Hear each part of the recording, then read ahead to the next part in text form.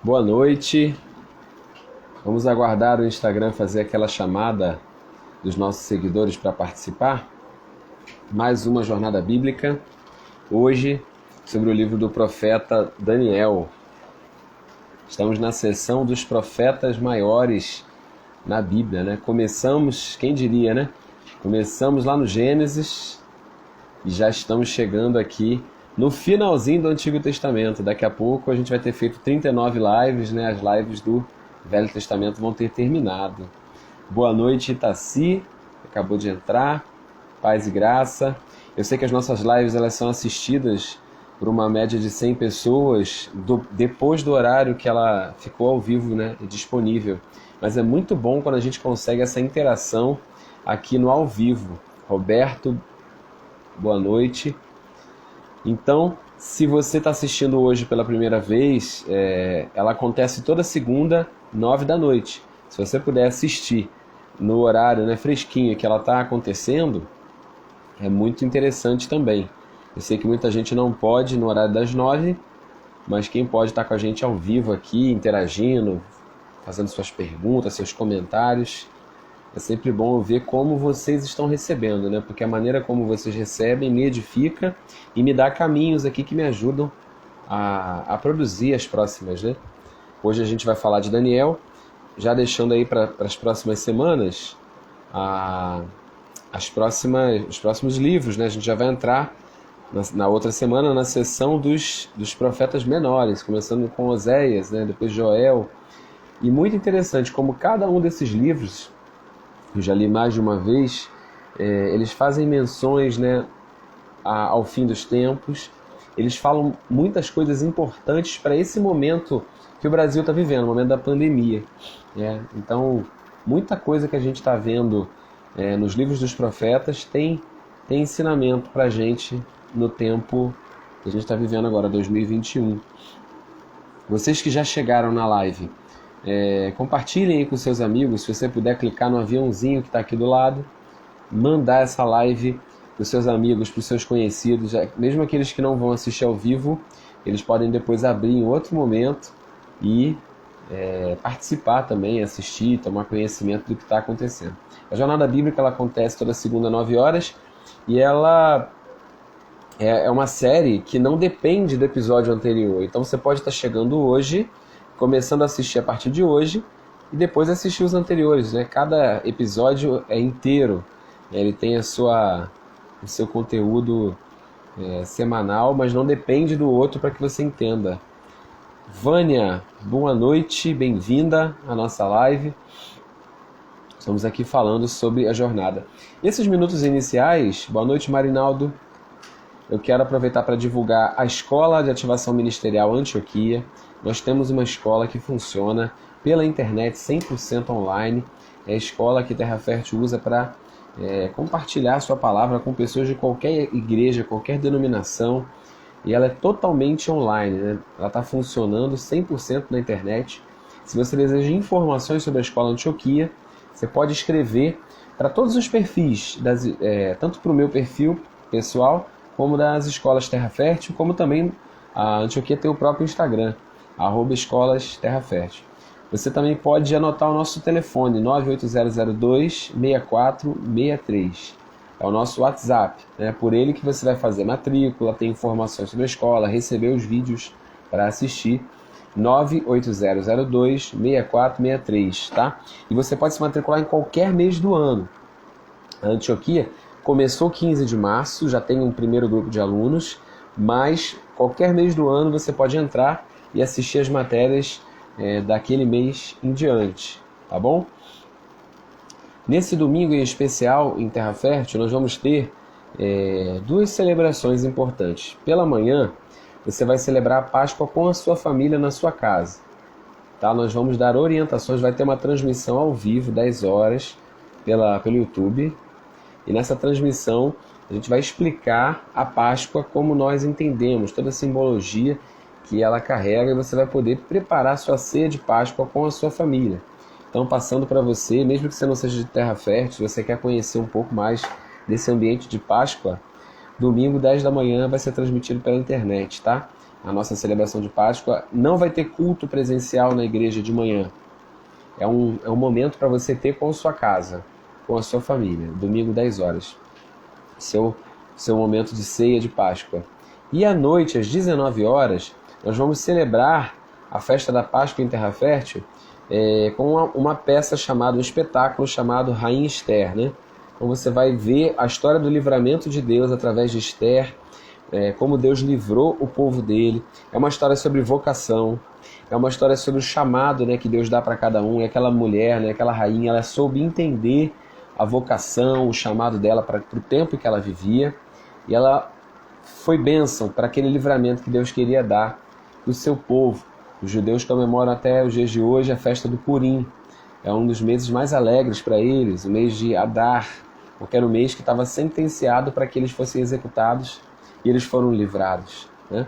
Então esteja conosco domingo, dia 4, às 19 horas. Se você não puder estar presencialmente, a festa vai ser transmitida também pela internet, tá bom? A Lisiane Alzira, pessoal que chegou depois, boa noite. Lisiane aqui sempre me assessorando nas lives, ela está pedindo para lembrar do encontro com Deus, tá? Encontro com Deus, ele tem a duração de um dia em Terra Fértil. Eu sei que outros ministérios fazem de outra forma, mas a gente conseguiu compactar essa experiência do encontro, né, que é um momento onde a gente quer proporcionar que as pessoas se encontrem com Deus, que as pessoas tenham um renovo, uma experiência. Quem tem que participar do encontro com Deus? Qualquer pessoa que queira encontrar Deus, tá? Então, se você está assistindo essa live e não participou, ou se você conhece alguém que precisa muito desse encontro, né, vai acontecer em Terra Fértil no sábado, dia 10 de abril, tá bom? Com todos os protocolos de segurança, né? A comida preparada de forma isolada, né? Com quentinha, máscara, face shield, todo isolamento, né? Álcool, controle de quantidade de pessoas. E mesmo com todo esse rigor, com todo esse controle, Deus fala, as pessoas são tratadas, são curadas, são transformadas pela pregação da palavra, tá? Não tem mágica, é só a pregação do Evangelho. E é libertador para a vida dessas pessoas. Então, se você deseja passar pelo encontro, escreve para nós e nós vamos te orientar a procurar aí os responsáveis pelo encontro lá na nossa igreja, que são os evangelistas Marcelo e Milena. Você vai poder se inscrever ou inscrever seu amigo. Já estamos bem perto, né? Estamos aí há quase 2 semanas do encontro, né? Sem ser esse final de semana, o outro vai ser um momento de redenção para muitas vidas. Amém? Então vamos começar, bora lá.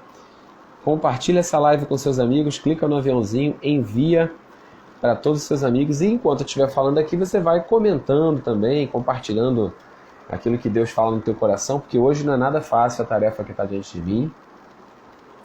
Falar do livro do profeta Daniel, né?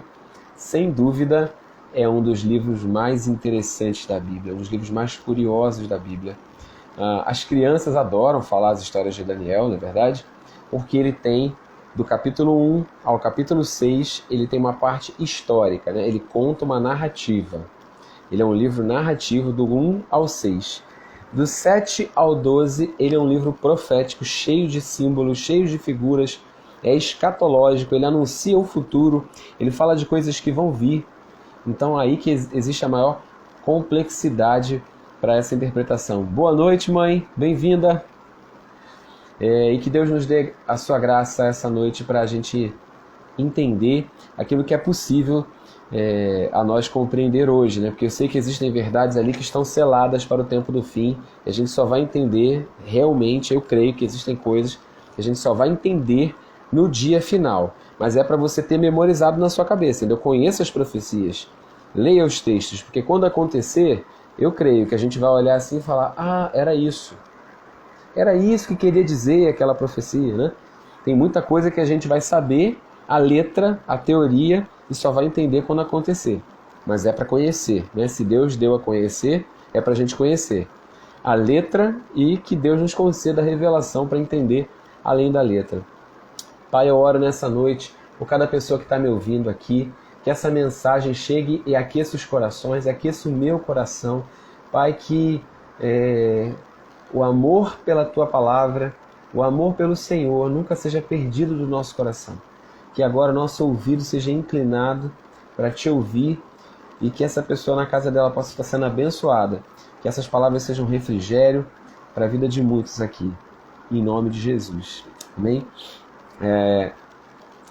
Para quem o profeta Daniel escreve? Daniel escreve aos cativos judeus. Se você assistiu às lives anteriores, você já está acompanhando comigo onde é que está Daniel na linha do tempo. Na linha do tempo da história dos hebreus, tá? O mundo daquele tempo foi dominado pelo Império Babilônico. Grandes nações daquele tempo foram tomadas pelo Império Babilônico. A gente viu que o Reino do Norte se separou do Reino do Sul. A gente viu isso lá na história de Crônicas, na história de Reis, né, dos livros anteriores. O Reino do Norte se tornou um reino muito desobediente, com várias dinastias diferentes, um rei tomando o outro rei, né? E aquele Reino do Norte perdeu a linhagem, ele foi misturado com outros povos pelos assírios e se tornou um povo chamado povo samaritano, né? Por causa da mistura de raças. As 10 tribos do norte já não tem mais aquela linhagem pura dos hebreus. E o Reino do Sul começou a se perder também, começou a imitar o seu vizinho do norte. E aí o Reino do Sul vai ser tomado por Babilônia, conforme aquilo que foi profetizado por Jeremias. Então, já entrando aqui na sequência de profetas, Jeremias anunciou o cativeiro babilônico. Ezequiel e Daniel já estão no cativeiro babilônico, tá? Isaías anuncia antes de Jeremias. Ele é um profeta do Reino do Sul, mas ele pregava aqueles reis que ainda tinha reis bons no Reino do Sul, né, por um tempo. Mas também começaram a ter reis maus que não andaram nos caminhos de Davi e, consequentemente, se desviaram. Então, Daniel vai escrever o seu livro para os cativos judeus. Ele está deixando uma mensagem, a gente nunca pode perder de vista, que é uma mensagem muito ligada aos judeus. Mas o assunto do livro, ele interessa para nós também, né? Você fala, eu sou brasileiro, sou gentio. O livro aborda questões que vão falar para mim, vão falar para as nações do futuro. Sim, eu diria que o propósito do livro é mostrar que Deus governa. O nome Daniel quer dizer o julgamento ou o juízo de Deus. Tá? Deus julga, Deus é juiz, né? Então, para mim, o assunto, a gente sabe que um profeta carrega na sua vida, no seu nome, as marcas do seu ministério, né? Isaías tem a ver com salvação, então a mensagem que ele carrega é muito salvação, e assim também, de alguma forma, Daniel carrega uma mensagem de julgamento, de governo de Deus sobre os assuntos dos homens, de todos os homens, judeus e gentios. Você vai entender nessa live como Daniel se dirige aos judeus, mas como ele fala do fim para todos, para os judeus e para os gentios. Ele vai falar que os governos das nações, o governo dos povos está no controle de Deus. Se Babilônia, escuta bem isso, se Babilônia está colocando os judeus no cativeiro, isso não fugiu do controle de Deus. Deus sabe, Deus governa e Deus está usando Nabucodonosor e Babilônia para dar uma lição no seu povo. E depois de Babilônia, Deus vai usar os medo-persas para liberar os judeus para voltar e para dominar as nações da terra naquele tempo. E depois dos medo-persas vai se levantar um terceiro império, que é o Império Macedônico, que vai governar por um tempo. Depois do Império Macedônico, o Império Romano. Isso aqui é chave para você entender esse livro, tá? Esse livro descreve como que Deus controla a terra. Esse livro, o assunto desse livro é para os cativos judeus não se esquecerem que é Deus que governa todos os assuntos relacionados aos homens, inclusive os reis da terra. Judeus ou não, pagãos ou não, gentios ou não, é Deus que tem todo o controle sobre eles, tá? Então essa situação que a gente está vivendo, né? A gente está vendo erros das nossas autoridades, erros dos governos, erros nas nações, erro do seu patrão, erro, enfim, de repente você está sofrendo o erro de outras pessoas. Deus governa sobre todas as situações. O que está acontecendo é Deus ensinando algo para mim e para você, tá? Ele tem o controle. Tem nada que saiu do controle de Deus. Ele governa sobre tudo que está acontecendo. Vamos analisar um pouquinho da personalidade desse profeta. Ele tem muito para ensinar para a gente sobre integridade, né? Se tem uma pessoa que carrega para mim essa identidade de um homem justo, de um homem íntegro, principalmente de um jovem justo, santo e íntegro, é Daniel. No capítulo 1, versículo 8, fala que Daniel ele foi levado, né, para a Babilônia. A gente já falou nas lives anteriores que quem foi para a Babilônia foi a nata, né, foi a alta sociedade dos judeus. Nobres, pessoas inteligentes, pessoas que trabalhavam no governo, administradores, pessoas com escolarização. Né? O pessoal das classes sociais mais baixas ficou na terra passando enorme dificuldade. Né? Jeremias testemunha um pouquinho de como ficou Jerusalém lá em Lamentações, né? Como é que ficou a cidade depois que Babilônia cercou e levou o rei, levou os nobres, cegou o rei, né? E então Daniel, com certeza, daí você já entende, se ele foi para a Babilônia, é porque ele era certamente de uma família mais nobre, de uma família de uma posição social superior, de uma escolarização superior. E isso concorda um pouquinho com o que o texto vai mostrar, que ele era uma pessoa sábia. Né? O conhecimento de Daniel, e quando a Bíblia fala sábia, a gente às vezes pensa que é sabedoria nas coisas de Deus. Né? Ser um homem sábio é ser um homem com instrução, tá? A respeito de tudo, porque a Bíblia não faz separação do conhecimento de Deus e do conhecimento das coisas da terra, biologia, botânica, física, química, matemática. Né? Então, quando Deus derrama a sabedoria dele sobre alguém, é sabedoria para tudo. Não é só para entender a Bíblia, só para entender as Escrituras. Daniel teve um fluir ali da palavra de sabedoria de Deus e ele era reconhecido notadamente como sábio em qualquer aspecto. Né? Deus usou aquele pano de fundo cultural, aquela formação que ele recebeu dos seus pais, o fato dele ser nobre, o fato dele ter tido a oportunidade de estudar. Aquilo vai fazer Daniel estar numa posição de destaque ao ponto do rei chamá-lo para ouvir seus conselhos. Depois você vai acompanhar que Daniel ele não fica ali servindo só Nabucodonosor. Depois, quando Pérsia assume o governo do mundo, Daniel também está lá, já mais idoso, mas com certeza ainda um governador, ainda alguém ali, conselheiro de quem está governando. Ele continua sendo alguém importante no reino, tá bom? Então ele é alguém que é tirado da nobreza dos judeus, passa a fazer parte da nobreza ali entre os babilônicos e certamente continuou sendo um conselheiro durante o início ali do reinado dos persas, tá? Mas ele não deixou Babilônia entrar nele. Não importa onde é que você mora, a questão é se você deixa que os costumes do lugar onde você mora entrem em você ou não. Se você perde sua essência ou não. Daniel capítulo 1, verso 8 diz que Daniel decidiu não se tornar impuro com a comida e com o vinho do rei e pediu ao chefe dos oficiais permissão para se abster deles. Né? A gente sabe que o judeu tem uma dieta, uma restrição alimentar mais diferente, né? Diferenciada. Eles não comem determinados tipos de carne, então você pode ter certeza que na Babilônia, na mesa da Babilônia, eram servidos manjares, né? Comidas de gentios. E o judeu não comeria a comida de gentio, então ele preservou os costumes do seu povo, a sua identidade nacional e continuou fazendo tudo exatamente como ele fazia, mesmo habitando no meio da Babilônia. Né? Ser íntegro, onde todo mundo é íntegro, é fácil. Ser íntegro quando ninguém é muito mais difícil. Né? Eu ministrei ontem a uma igreja, eu falava sobre isso para os jovens, eu falei que o certo continua sendo certo ainda que ninguém esteja fazendo. E o errado continua errado ainda que todo mundo esteja fazendo.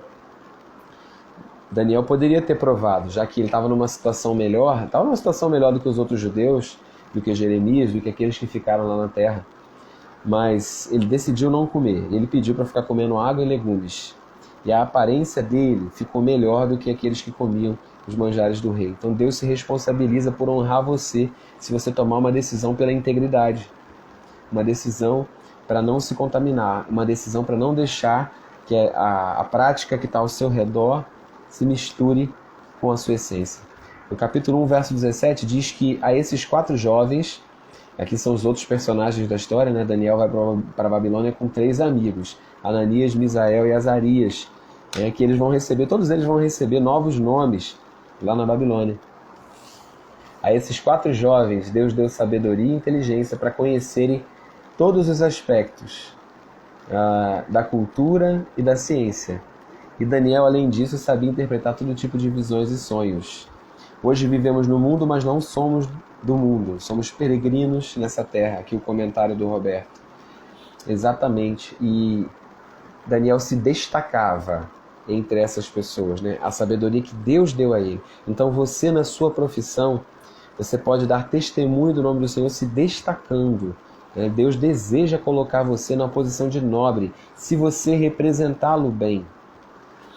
Certa vez eu ouvi isso, né? Que Deus paga bem a quem o representa nos lugares. E representar Deus não é só ser um pastor, ser um ministro, mas ser uma pessoa como Daniel na Babilônia. Então Deus vai te pagar para você ser representante dele. Quando você estiver precisando de emprego, não ore a Deus pedindo um emprego, ore a Deus pedindo um lugar para você representá-lo, né? E ele vai te pagar para você representá-lo, se você representá-lo bem. Você não precisa fazer força. Eu imagino Adão no Éden, né, antes do pecado, sem fazer força, né? Sem esforço. A natureza respondia, porque ele era a imagem de Deus. Então, os animais viam Adão, viam Deus. Então, quando você refletir essa imagem, a terra vai dar o sustento para você. A terra vai responder. Então, mantém teu coração em integridade. O texto diz que esse Daniel, falando então dessa personalidade, né? Ele era um homem a quem Deus deu sabedoria e inteligência para conhecer só sobre coisas espirituais? Não. Verso 17. Conhecer todos os aspectos da cultura e da ciência. Deus deseja que você entre em ambiente acadêmico, que você faça mestrado, doutorado, pós-graduação. Deus deseja usar isso, né? Não tenha medo de avançar nos seus estudos. Eu não sei se todo mundo tem vocação para ir para a graduação, para o ambiente acadêmico, mas de qualquer forma ele deseja que você avance na sua carreira. Ele deseja que você avance nas posições que ele está colocando diante de você, mas sabe, para representá-lo lá. Não é para se tornar uma outra coisa depois que você estiver nesse lugar. É ser diferente, Roberto está dizendo aqui, do local que você está. Refletir Deus na terra. Minha mãe falou, dar um bom testemunho. Então, conhecer não apenas sobre Bíblia, conhecer sobre cultura, conhecer sobre a ciência, saber interpretar todo tipo de visões e sonhos. Isso aqui era um destaque, né? Ele fala que os amigos de Daniel eram sábios como ele, mas Daniel tinha um detalhe, ele entendia sonhos e visões, ou seja, um chamado profético, né? Alguém que entendia o que Deus estava falando à terra. Para enriquecer aí o seu estudo, quem fala de Daniel na Bíblia, né? Só para continuar descrevendo essa personalidade de Daniel. Ezequiel, que é um profeta contemporâneo de Daniel, que também era de família sacerdotal e está na Babilônia, no capítulo 14, versículo 14, Ezequiel fala assim: mesmo que esses três homens, Noé, Daniel e Jó, estivessem nela por sua retidão, eles só poderiam os livrar a si mesmos. Palavra do soberano, o Senhor. Lisiane, deixa eu parar para ler teu comentário aqui. Assim como Esther, Daniel entendeu seu propósito no lugar que estava e aproveitou a oportunidade para avançar com sua fé. Isso aí. Eu li agora Ezequiel, você que gosta de anotar. Eu li Daniel 1,8 e Daniel 1,17. A gente está descrevendo a personalidade desse profeta. Daniel vai ser citado por Ezequiel no capítulo 14, verso 14. E o que Ezequiel vai destacar sobre Daniel? Ele está falando de uma cidade que Deus não pouparia. Deus destruiria a cidade, Deus julgaria a cidade, ainda que tivesse ali Noé, Daniel e Jó. São os únicos três homens assim que são citados por sua justiça e integridade no Velho Testamento, assim, fora de época, né? Eles são lembrados fora necessariamente do tempo que o autor está falando, né? E se a gente pudesse botar na mesma categoria, tentando entender por que Ezequiel botou na mesma categoria Noé, Daniel e Jó, é porque me parece que são três homens que foram justos quando todo mundo falou para eles não serem. Que foram justos quando havia uma humanidade corrupta. A gente sabe a história de Jó, quando toda a família o abandonou, a mulher o deixou, os amigos falavam mal dele e diziam para ele amaldiçoar, enfim, condenavam, mas ele permanecia íntegro. Noé também é um exemplo de justiça no meio de uma terra corrupta. Ele vai colocar na mesma categoria ali Daniel. Também Daniel, eu acho isso um destaque muito importante, é o único profeta citado nominalmente por Jesus. Tá? Os evangelhos citam os profetas. Por exemplo, Mateus vai dizer: isso é para que se cumpra o que fora dito pelo profeta Isaías. mas é o narrador Mateus que fala o nome do profeta, entendeu? Então, nos evangelhos, ou então só coloca os profetas dentro da categoria profetas, para se cumprir o que fora dito pelos profetas, tá? O único... o Roberto está pedindo para repetir o versículo. Então, eu li agora Ezequiel 14:14, tá bom? Que é quando Ezequiel cita a justiça que havia em Noé, Jó e Daniel. Ele fala da integridade, Ezequiel 14:14. Agora, Jesus só cita nominalmente Daniel, tá bom? Os outros profetas, ele fala assim, vocês têm que ler o que está escrito pelos profetas. Profetas. Né? O profeta que ele cita, a profecia, inclusive, é Daniel. Ele fala em Mateus 24:15. Quando vocês virem o sacrilégio terrível do qual falou o profeta Daniel no lugar santo, quem lê, entenda. Jesus cita lá em Mateus 24:15, ele cita o profeta Daniel. Então, certamente esse homem tem muito a nos ensinar.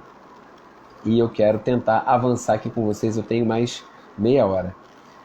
Daniel tem, no capítulo 9, um exemplo de oração e confissão de pecados pelo povo. Você pode ler Daniel 9, do 3 ao 19. Daniel, ele vai ler o que o profeta Jeremias falou a respeito do cativeiro da Babilônia.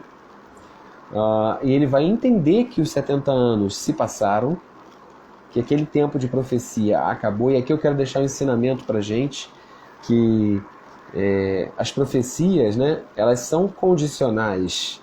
Não é porque Deus falou que acaba em 70 anos que vai acabar em 70 anos. Você leu. Por que Deus deixou escrito? Daniel leu e falou, bem, agora eu preciso gerar isso aqui em oração. Eu preciso gerar isso aqui para que se cumpra, para que a gente venha experimentar. Então ele vai buscar Deus em pano de saco, em jejum, coberto de cinza. No capítulo 9, desde o verso 3, ele diz o seguinte: orei ao Senhor meu Deus e confessei, Senhor Deus, grande e temível, que mantém sua aliança de amor com aqueles que o amam e obedecem seus mandamentos. E ele coloca a si mesmo junto com a oração do povo. É uma oração é uma oração de identificação, né, com o povo. Ele vai dizer, nós temos pecado e somos culpados. E é isso que eu creio que a gente tem que fazer como nação brasileira também nesses dias. Nos arrependermos por identificação, porque nossas famílias pecaram, porque a igreja brasileira tem pecado, porque o povo brasileiro tem pecado. Não é só dizer, olha, eu não, o povo faz. Ele se colocou como intercessor. Nós, apesar de ser justo, apesar de ser íntegro, nós temos pecado, somos culpados, temos sido ímpios e rebeldes e nos afastamos dos teus mandamentos e das tuas leis. Não demos ouvidos aos teus servos, os profetas, que falaram em teu nome aos nossos reis, aos nossos líderes e aos nossos antepassados, a todo o povo dessa terra. Senhor, tu és justo e hoje estamos envergonhados. Sim, nós, o povo de Judá, de Jerusalém e de todo Israel, tanto os que estão perto como os que estão distantes, em todas as terras pelas quais nos espalhaste por causa da nossa infidelidade para contigo. E eu estou aqui lendo esse texto e pensando no Brasil e dizendo, Senhor, essa é a nossa realidade. Nós estamos sendo espalhados, estamos envergonhados, porque não ouvimos o que o Senhor falou aos nossos líderes. Aleluia, vou orar isso com vocês. Ó Senhor, nós e nossos reis, nossos líderes e nossos antepassados, nós estamos envergonhados por termos pecado contra Ti. Senhor nosso Deus, misericordioso e perdoador, Você é, apesar de termos sido rebeldes. Não te demos ouvidos, Senhor nosso Deus, nem obedecemos às leis que nos deste por meio dos Teus servos, os profetas. Todo o Brasil tem transgredido a Tua lei e se desviou, recusando-se a Te ouvir. Por isso as maldições e pragas descritas na lei de Moisés, servo de Deus, têm sido derramadas sobre nós, porque temos pecado contra Ti. Tu tens cumprido as palavras faladas contra nós e contra nossos governantes, trazendo-nos grande desgraça. Debaixo de todo o céu jamais se fez algo como foi feito no Brasil. Assim como está escrito na lei, toda essa desgraça nos atingiu, e ainda assim não temos buscado o favor do Senhor, do nosso Deus, afastando-nos de nossas maldades e obedecendo a Tua verdade. Senhor, eu reconheço que por mais que tanta coisa ruim esteja acontecendo, as pessoas não estão se tornando mais justas. Nós, o nosso povo, estamos nos tornando ainda mais rebeldes. Nesse momento, Pai, de grande impiedade, as pessoas, até mesmo do seu povo, têm se tornado mais frias, têm deixado o amor, têm abandonado a congregação, têm abandonado a comunhão, os vínculos. Pai, nós reconhecemos que nós esfriamos na nossa relação contigo. Nós reconhecemos que o pecado tem sido abrigado até mesmo nas nossas práticas, na nossa vida pessoal. O Senhor não hesitou em trazer segurança, em trazer desgraça sobre nós, porque o Senhor, o nosso Deus, é justo em tudo que faz. Ainda assim nós não temos ouvido. Senhor, nosso Deus, que tiraste o teu povo do Egito com mão poderosa, que fizeste para ti um nome que permanece até hoje. Nós temos pecado e somos culpados. Agora, Senhor, conforme teus feitos justos, afasta de Jerusalém e do Brasil, da tua cidade, do teu santo monte, a tua ira e a tua indignação. Nossos pecados e iniquidades, nossos antepassados fizeram de Jerusalém e do Brasil. O teu povo foi motivo de zombaria para todos que nos rodeiam. Ouve, nosso Deus, as orações e súplicas do teu servo, por amor a ti, Senhor. Olha com bondade para o teu santuário abandonado. Inclina teus ouvidos e ouve. Abre teus olhos e vê a desolação da cidade que leva o teu nome. Não te fazemos pedidos porque somos justos, mas por causa da tua grande misericórdia. Senhor, ouve. Senhor, perdoa. Senhor, vê e age. Por amor de ti, meu Deus, não te demores, porque a tua cidade e o teu povo levam o teu nome. Enquanto eu estava falando e orando, confessando o meu pecado e o pecado de Israel, meu povo, fazendo o meu pedido ao Senhor, ao meu Deus, em favor do seu santo monte, enquanto eu ainda estava em oração, Gabriel, o homem que eu tinha visto na visão anterior, veio a mim, voando rapidamente para onde eu estava, à hora do sacrifício da tarde. Ele me instruiu e disse: Daniel, eu vim para dar-lhe percepção e entendimento. Eu me uno aqui à oração de vocês. Senhor, tenha misericórdia de nós, guarda o Senhor a nossa nação. Aqui as pessoas orando junto comigo. Imagino que você na tua casa também está com o teu coração ligadinho. A resposta vem, né? A resposta angelical, os anjos são mensageiros. A resposta vem, Gabriel vem e traz. E ele diz o seguinte: assim que você começou a orar, houve uma resposta que eu lhe trouxe, porque você é muito amado. O nome de Daniel fazia parte do memorial do céu, do mesmo memorial de Jó, de Daniel. Gabriel fala: eu vim porque você é muito amado. Preste atenção para você entender a visão. E agora, gente, eu vou entrar numa parte profética e escatológica desse livro. Não é tão simples de entender, mas também não é tão difícil. Eu queria que você tivesse toda a atenção, porque Daniel vai falar coisas muito relativas ao nosso tempo, tá? Eu estou propositalmente, por causa do tempo, como eu digo, né, as jornadas bíblicas, elas não são para estudar o livro todo, porque precisaria de 12 lives para os 12 capítulos, pelo menos, aí de Daniel. Então eu não vou me preocupar agora em falar sobre os 6 capítulos iniciais, que são capítulos de história, que até mesmo a gente ensina para as crianças, né? História do livramento de Deus, com Daniel na cova dos leões, história do livramento dos amigos de Daniel ali na fornalha ardente, a história de Nabucodonosor sendo humilhado da sua arrogância, da sua soberba. Tudo isso são lições importantes para a gente aprender, mas eu quero me ater às profecias que dizem respeito ao controle de Deus sobre as nações, tá bom?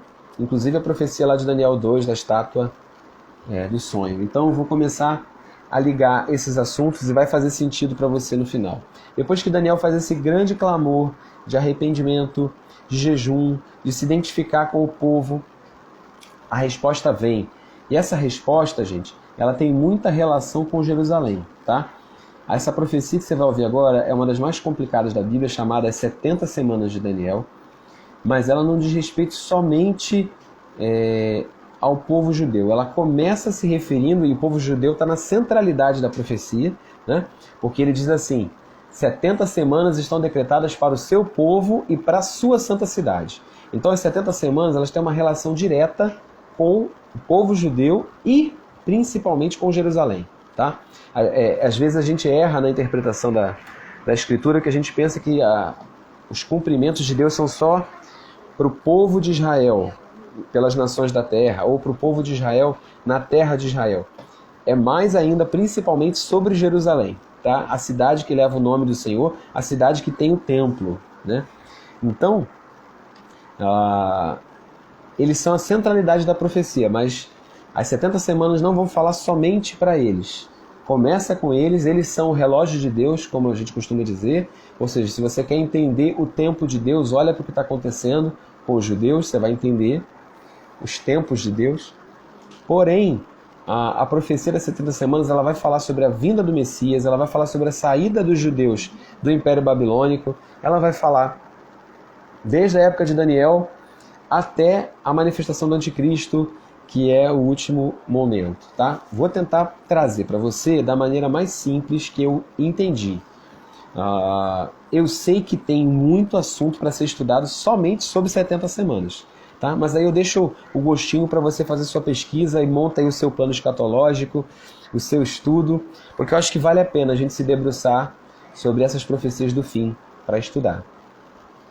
Daniel 9, agora eu vou ler, acho que já parei no versículo 19, vou até o 27, que a gente vai falar das 70 semanas, tá?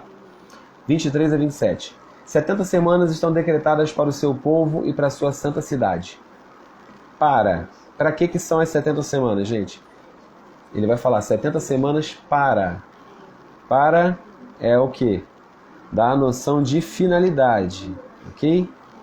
Para acabar com a transgressão, dar fim ao pecado, expiar as culpas. Vou botar desse lado. Outras 3 funções: trazer justiça eterna, cumprir a visão e a profecia e ungir o Santíssimo. Ou seja, o Santo dos Santos que foi profanado, foi destruído, eu vou ungir. Mas talvez não seja o Santo dos Santos literal. Talvez seja espiritual, ou as duas coisas junto, ou o último templo. Mas enfim, eu queria separar essas 2 etapas. Porque eu creio que a missão do Cristo, a missão do Messias, Jesus, pode ser dividida em 2. A gente entende que Jesus veio a primeira vez e vai vir a segunda vez. Por que ele vai vir a segunda vez? Porque na primeira vinda ele realizou a primeira etapa da profecia. E ele vai vir porque ele vai completar a sua missão como Messias. Os hebreus que liam ali o Antigo Testamento, às vezes eles achavam que Jesus ia vir já como o Messias da segunda vinda para reinar na terra e inaugurar o milênio. Por isso que eles não receberam aquele Jesus que nasceu numa cidade pobre, esquecida, viveu em Nazaré, vivia ali com os pescadores. Deus mandou numa embalagem que eles não entenderam, né? Porque eles estavam esperando o Messias já descendo num cavalo para reinar como rei político sobre a terra. E esse Messias vai vir. É porque eles liam a profecia, eles só enxergavam esse reino glorioso final. Eles não enxergavam ali o Isaías 53, o homem de dores, aquele que ia expiar o pecado.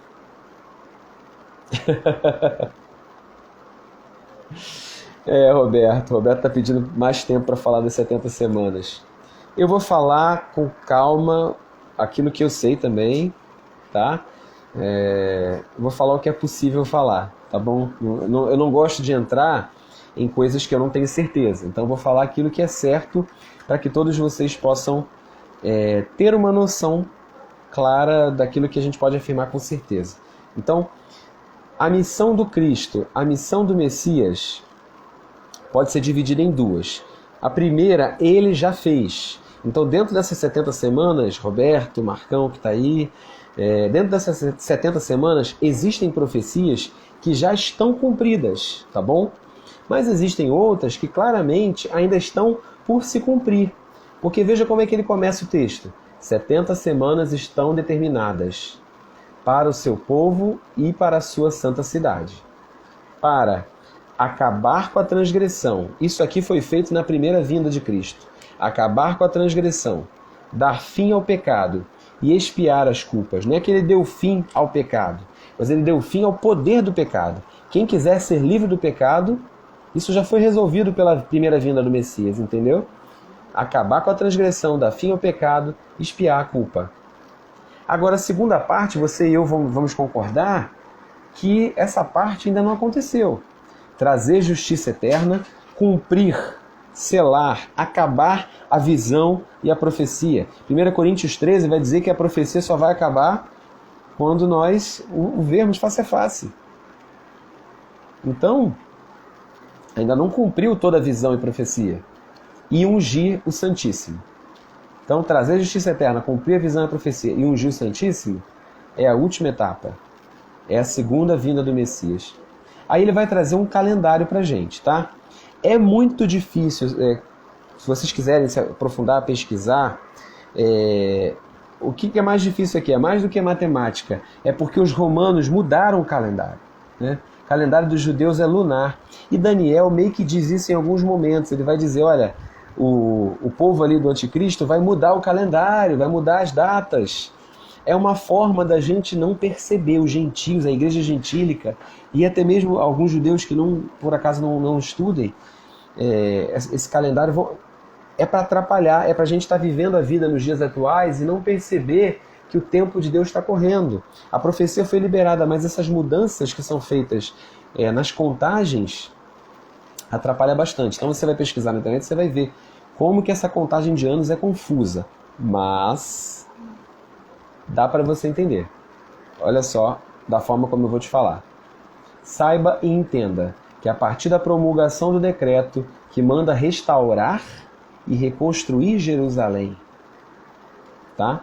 Até que o ungido, o líder, venha. O ungido é a palavra para Messias, tá? Machia, o líder, venha. Então, desde o decreto para restaurar Jerusalém e reconstruir, duas coisas, restaurar e reconstruir, até o Messias vai haver 7 semanas e 62 semanas. Então, total, 7 semanas e 62, 69. Ponto. Ela será reconstruída com ruas e muros, mas em tempos difíceis. Vamos lá. Vamos destrinchar cada palavrinha aqui. Primeiro, que você entenda que a palavra semanas aqui no hebraico, ela pode ser traduzida como setes, tá? 7. Então, quando ele fala assim, uma semana é um 7. Entendeu? A palavra é 7. E ela era usada tanto para dias, quanto para meses, quanto para anos. Então, quando naquela língua da época eles falassem uma semana, eles estariam falando um período de 7. Um período de 7, né? Em vez de eles falarem uma semana, eles falavam um 7. Entendeu? Então, quando o Daniel está falando aqui 70 semanas, ele está falando 70 períodos de 7. Só que não quer dizer necessariamente 7 dias, porque senão 70 semanas de 7 dias seriam 490 dias e mais de um ano Jesus já tinha voltado, o anticristo já tinha se manifestado, o milênio já estava aí, e a gente sabe que não foi isso.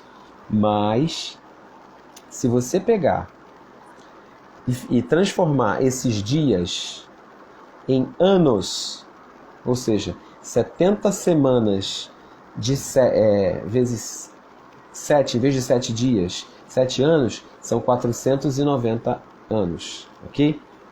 69 são 483 anos. E aí vai bater certinho, tá bom? Dessa reconstrução de Jerusalém até lá pelo ano 27 a 30, 33 depois de Cristo, o período do ministério de Jesus e da sua morte, tá? Então, é exatamente o que ele diz aqui. Qual é a dúvida que surge, né? Quando fala assim, a ordem para reconstruir e restaurar Jerusalém? Muita gente interpreta que é a ordem do decreto de Ciro, né? Porque vocês já estudaram aqui comigo, Esdras, Neemias, né? Ciro libera um decreto para os judeus voltarem. Só que me parece que é mais coerente a interpretação de que é no decreto de Artaxerxes I, que é de fato quando Esdras vai reconstruir o templo e quando Neemias vai reconstruir os muros. Porque ele fala com detalhes aqui, ele fala que a cidade vai ser reconstruída com ruas e muros. Isso é feito por Neemias, tá? Quem estudou Neemias aqui lembra. Essa reconstrução da rua e dos muros, isso vem no tempo de Neemias, em tempos difíceis, porque tinha oposição ali de Sambalate, de Tobias, tá? Então, para mim não é no decreto de Ciro, porque aí a contagem de anos não ia bater. É no tempo de Artaxerxes I, rei da Pérsia, porque não é o decreto para os judeus voltarem. É o decreto, lembra que eu falei que as 70 semanas dizem respeito a Jerusalém? Não é só voltar para a terra dos judeus, para a Judéia. É voltar para Jerusalém, reconstruir o templo e começar a reconstrução do muro. Então ele fala, vai ser reconstruído em tempos difíceis. Resumindo tudo aqui, estamos falando de uma contagem de 483 anos, desde Neemias e Esdras até o Messias. Aí bate certinho, tá? Então assim, isso é tão maravilhoso para provar a inspiração da Bíblia, né? Quando a gente vê que aquilo que já aconteceu estava previsto ali. Aí ele vai dizer, depois das 62 semanas, o ungido será morto e já não haverá lugar para ele. Então ele anuncia a morte do Mashiach, do Messias. Então isso também já estava previsto. Por isso que Jesus fala, gente, quem leu Daniel entende, né? Alguns outros que liam as Escrituras não entendiam esse tempo, né, da morte aí do Messias. Parecia que o Messias já ia vir para inaugurar o milênio. A cidade e o lugar santo serão destruídos pelo povo do governante que virá. Aí agora ele introduz uma outra personalidade que não é só sobre o Messias que ele está falando. Ele está falando do governante que virá. Então, primeiro ele percebe que ele não está falando de Jesus, né? Ele está falando, primeiro ele falou de Jesus, o Mashiach, ele usa a palavra ungido para falar de Jesus. Depois ele fala governante, é um outro governo, tá bom? E ele fala que esse outro governo vai destruir novamente. Quer dizer, eles estão acabando de reconstruir e depois vai vir alguém que vai destruir. Jesus já tinha falado que o templo seria destruído. E de fato o templo vai ser destruído no ano 70 depois de Cristo. E o texto vai dizer, pelo povo do governante que virá. O fim virá. Agora ele começa a anunciar o tempo do fim. Por que ele anuncia o tempo do fim? Tá? Em vários outros textos de Apocalipse, de Daniel, você vai ver que o aparecimento do anticristo tem uma relação direta com o sinal do fim. Tá? A gente já está vivendo hoje vários sinais do fim. Mas a manifestação do anticristo, você pode ter certeza que ela está relacionada diretamente. A gente sabe que tem uma sequência de anos depois que o anticristo é manifestado. Tá? Pode ser que o anticristo já esteja entre nós? Pode ser, mas a manifestação dele marca o início de um tempo. E ele vai dizer, o governante que virá, o fim virá como uma inundação, guerras continuarão até o fim e desolações foram decretadas. Percebe como ele vai dizer que guerras vão acontecer e guerras vão continuar até o fim. Aí o Roberto está me perguntando aqui, está falando de Roma? Então, é uma boa pergunta, uma ótima pergunta. Eu gosto sempre de apresentar as variadas interpretações, tá? Não ficar só em uma. O que o texto diz? O texto diz que o templo, o lugar santo, a cidade, Jerusalém, e o lugar santo, o templo, serão destruídos pelo povo do governante que virá. Pelo povo, não é pelo governante. O governante só vai vir no fim dos tempos. E o templo foi destruído em 70 depois de Cristo. Quem é o povo do governante que virá? Essa é a pergunta. A lógica é a gente responder, poxa, foi o Império Romano. Foi o Império Romano que destruiu. Quem é o Império Romano hoje? Aí a gente fica vagando nas interpretações aí, né? Porque Roma dá início à Europa, a todos os povos da Europa, né? Roma se divide ali em vários povos da Europa. Então a gente pode, respondendo a tua pergunta, Roberto, pode ser, tá? Eu não gosto de cravar que é Roma, mas pode ser algum povo descendente dos romanos, italianos, né? Povos da Europa. Porém, tem uma outra interpretação que eu acho bastante coerente, que diz que os romanos eles só usaram o povo da região, o povo que morava ali na região do Oriente Médio. Então, seria um povo árabe, ok? O povo que habitava aquela região ali, da Jordânia, que hoje se chama Palestina, né? Roberto está falando aqui sobre os 10 chifres. Rapaz, você está estudando mesmo, hein? Se der tempo eu falo dos 10 chifres hoje, mas vamos lá, tenho 9 minutos. Resumindo, o povo do governante que virá pode ser, na minha opinião, tanto o povo romano, descendente, europeus descendentes dos romanos, como o próprio povo árabe, que eu acho uma interpretação hoje que faz muito sentido, tá? Porque os romanos, o general Tito, usou o povo da própria região para a destruição do templo.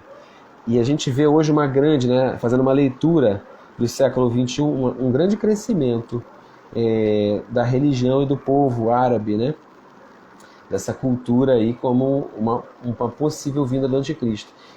Te dou aqui uma indicação para ouvir o Natan Rufino. Ele é um mestre que estuda o islamismo e ele tem uma vertente de ensino onde ele acredita que o anticristo não será romano, como a gente sempre pensou, mas que o anticristo será islâmico, tá? A vertente dele, e é muito coerente naquilo que ele ensina, faz muito sentido também, tá? Eu não descartaria romanos, mas eu acho que também faz muito sentido observar com atenção esse crescimento do islamismo no mundo, tá?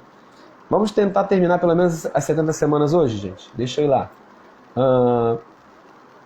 Com muitos, agora ele vai descrever um pouquinho mais essa figura do anticristo. Com muitos ele fará uma aliança que durará uma semana. Então já se passaram quantas semanas? 69. Já se passaram 69. Desde o decreto de Esdras ali, Neemias reconstruindo Jerusalém, até o Messias, a destruição do templo pelo povo do governante que virá. Agora, quando vem esse governante, é a última semana. É a semana desse governante, a 70ª semana, a semana 70. Tá? Então, essa última semana, a gente entendeu que não é uma semana de 7 dias, mas é uma semana de 7 anos. Tá? E esses 7 anos, não dá tempo de falar agora, quem sabe eu fale num outro momento. No livro de Apocalipse, esses 7 anos aparecem em vários momentos relacionados com o anticristo. Tá? Ele vai chamar 7 anos de 1260 dias, 2 períodos de 1260 dias, 2 períodos de 3 anos e meio, mas sempre vai aparecer a mesma contagem, 7 anos. Então concorda com um entendimento, que acho que é quase unânime, de que as 70 semanas se referem a 70 semanas de 7 anos. Tá? Então há um consenso sobre isso. E essa última semana, que é a 70ª, é a semana do anticristo. Com muitos ele fará uma aliança que durará uma semana. No meio da semana, 3 anos e meio, exatamente como o Apocalipse descreve, ele vai dar fim ao sacrifício e à oferta. E numa ala do templo será colocado aquilo que Jesus falou em Mateus 24,15, o sacrilégio terrível, até que chegue sobre ele o fim que lhe está decretado. Então, meus irmãos, só para explicar também uma última dúvida que pode surgir em relação a essas 70 semanas, é porque 483 anos bate certinho, né, até a morte de Jesus, a destruição do templo, bate ali 69 semanas, certinhos. Só que teria que acontecer 7 anos logo depois da destruição do templo, né? A gente pensa assim, destruiu o templo, destruiu Jerusalém, já deveria vir ali o governante, fechar uma aliança, um acordo de paz com o mundo todo e iniciar ali a grande tribulação. Só que não foi assim, né? A gente vê que a primeira parte da profecia foi cumprida, né? Expiar a iniquidade, a culpa, dar fim ao pecado, acabar com a transgressão. Mas a segunda parte, trazer justiça eterna, cumprir a visão e a profecia e ungir o Santíssimo, ainda não aconteceu. Então, como que eu gosto de explicar isso? Eu ouvi do apóstolo Renan assim, eu gosto de ensinar assim também. E eu acredito que também há um consenso sobre a 70ª semana. Vivemos 69 semanas no passado, são as profecias já cumpridas. Essa última semana, ela foi interrompida por um lapso de tempo, do que a gente chama de tempo dos gentios, né? Um tempo de graça. João capítulo 1, verso 12, fala que Jesus veio para o que era seu, mas os seus não o receberam. Então, o plano de Deus era que através de Israel, recebendo o seu Messias, as nações fossem salvas. Quando Israel rejeita o Messias, Deus dá um tempo para que as nações se arrependam, a dispensação da graça. Então eu acredito que pela rejeição do Messias, para provocar ciúmes em Israel, de acordo com os ensinamentos de Paulo, foi aberto esse hiato, esse intervalo aí, Porque, como eu disse, tudo diz respeito aos judeus. Ele fala, são 70 semanas para o seu povo e para a sua santa cidade. Então, como eles rejeitaram, o Messias seria então pregado aos gentios para que na última semana os judeus voltassem, se arrependessem e reconhecessem o senhorio de Cristo, tá? Mas você percebe como é difícil isso, né? Como não é uma interpretação simples, tá? E é quase que impossível a gente interpretar esse texto sem dialogar, sem ler muitos outros textos. Mas eu abri aqui os parênteses, eu espero ter trazido pelo menos uma noção básica do que falam as 70 semanas. São 70 semanas de anos que abrangem ali o tempo de Esdras e Neemias até a morte do Messias, a destruição do templo. Tá? E a 70ª semana é a que ainda vai se cumprir. Essas 69 se interromperam, e enquanto durar a graça, enquanto durar o tempo de arrependimento, estamos nesse tempo aí que a gente chama de plenitude dos gentios, tempo de oportunidade, tempo da graça, dispensação da graça, tá? Até que haja novamente aí o arrependimento, a redenção de Israel. Eu tenho muitas outras coisas para falar com vocês, porque Daniel descreve muito sobre o anticristo, muito sobre Deus Pai, mas essas coisas eu quero falar com vocês com calma. Acredito que eu não vou demorar muito tempo, mas eu precisaria de mais uma live com vocês, tá bom? Não vou conseguir terminar esse assunto hoje, mas então eu peço a paciência de vocês para aguardar mais uma semana. Calma que não vai ser uma semana de 7 anos, vai ser uma semana de 7 dias, tá bom? Porque muitos de vocês trabalham e a gente também. Então eu vou ter que encerrar agora às 10. Mas a gente vai fazer Daniel parte 2, tá bom? Preciso fazer Daniel parte 2. Não imaginei que ia demorar tanto, mas a gente vai fazer. Boa noite, Ita. Boa noite, Apóstola Nelma, que chegaram agora. Estou anunciando aqui que vai ter parte 2, tá bom? Fiquei essa live inteira aqui para descrever a personalidade de Daniel e para falar um pouquinho das 70 semanas, que também, né, não falamos só sobre 70 semanas, né? Dentro das 70 semanas a gente falou um pouquinho sobre a questão, características do anticristo, isso também que é explorado aí no livro de Daniel. Mas semana que vem, esteja com a gente, não falte, aumente a nossa audiência, vem para a parte 2 de Daniel e aí sim a gente vai falar um pouquinho mais dos reinos da terra, porque é um assunto central em Daniel, né? A questão dos reinos humanos, a estátua, né, com aqueles 4 impérios e o 5º império que vai vir. E eu acho que entender esses impérios que se passaram sobre a Terra são muito úteis. É claro que eu também vou retomar alguns conceitos que eu apresentei hoje aqui para vocês. Tá bom? Espero você na segunda que vem. Se essa live te abençoou, te edificou, te ajudou a ter temor do Senhor, entender os últimos dias, entender esse tempo que a gente está vivendo, compartilha com outras pessoas e que você possa viver esses dias, né, com temor pela santidade do Senhor, guardando a integridade como Daniel guardou e servindo ao Pai que governa sobre as nações da terra e governa sobre toda a terra. Essa é a nossa escola bíblica aqui no Instagram. Estou muito feliz com o desenvolvimento do nosso trabalho aqui. Pessoal da Bahia, poxa, que grande bênção ter vocês aqui. Eu vejo a fidelidade, a continuidade de vocês. Continuem divulgando, tá bom? Depois que eu encerrar essa live, ela vai ficar salva e a gente vai poder encaminhar para quem a gente quiser. Beleza, meus queridos?